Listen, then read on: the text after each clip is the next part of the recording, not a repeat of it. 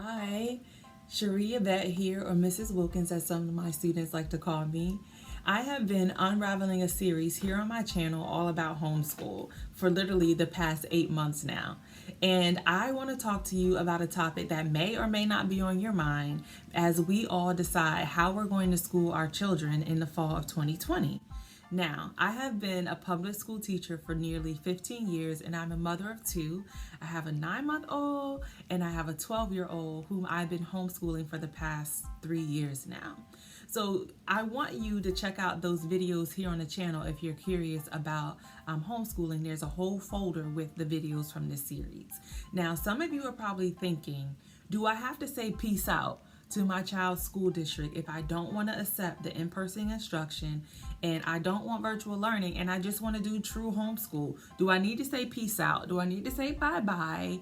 Or do I need to do anything if I'm going to homeschool my child? What do I do?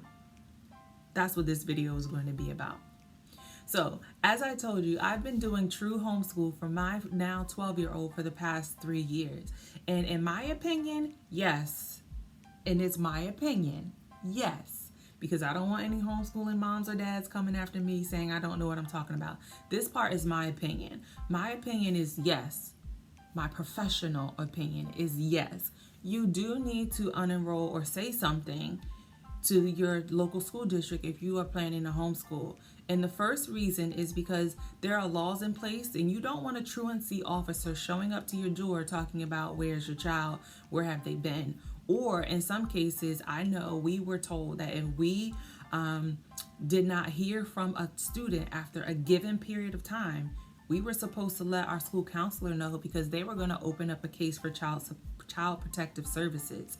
So to avoid a truancy officer or a child protective services case being opened up, just tell them you want to homeschool. That's it. Now, for the past 3 years, I have homeschooled my 12-year-old, and every year I have written a letter to my local board of education. Now, I'll tell you about why in a second.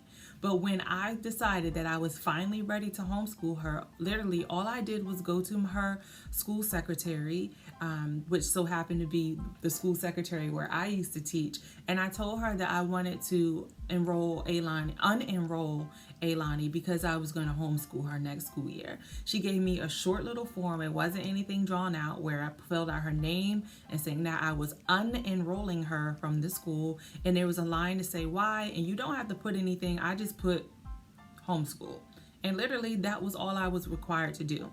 Now, me personally, I write a letter to my local school board for specific reasons. I think if you're going to separate from your public school sector, let it be amicable. Let it be in a respectful way. A lot of times people tend to want to homeschool because something negative has happened in the public school system, or they have something that takes place that they don't agree with, and then it feels like an emotional decision sometimes, which is okay. But I do think if you're going to unenroll your child from the public school sector, let it be respectful. Let it be an amicable decision.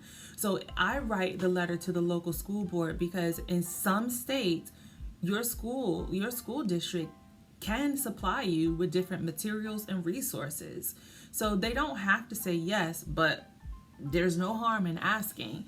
Now, every year that my daughter has been unenrolled from public schools, I've written a letter to the school board to ask for materials, whether it be books or subscriptions to online platforms that I would have to pay for out of pocket.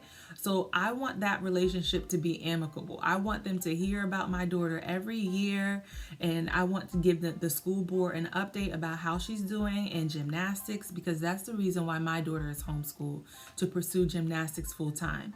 I want them to hear about how she's doing academically and what we have been able to achieve at home, so that when I ask them for the 7th or 8th grade books, or the new history book they just ordered, or the new subscription to the online platform that they're paying for the other kids, and which I still pay taxes for in the school district, I want them to be open to giving me those resources.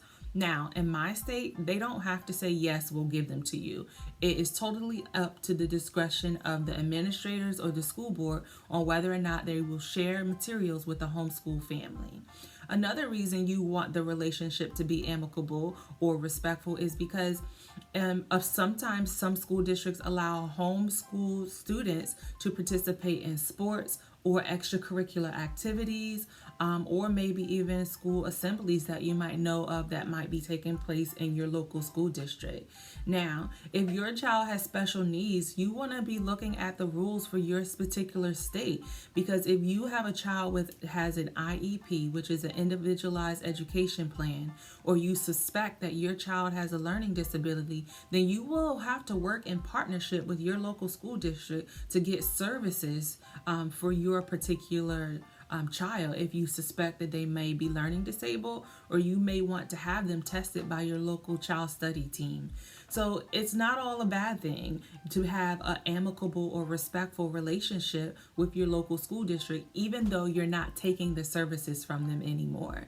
I think it's a good idea to keep that relationship mutually respectful so that you are able to communicate with the professionals that a school district does have.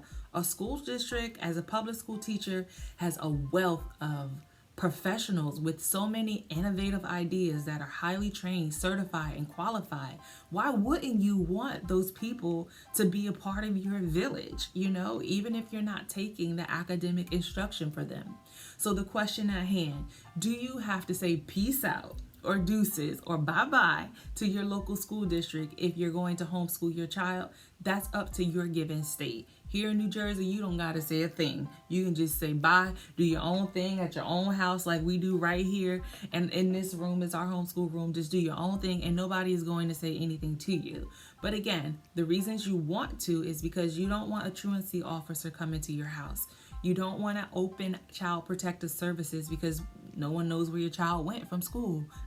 You don't want to open case. Also, you want to keep a mutually respectful relationship because you may be able to utilize services or enrichment activities right from your local school district.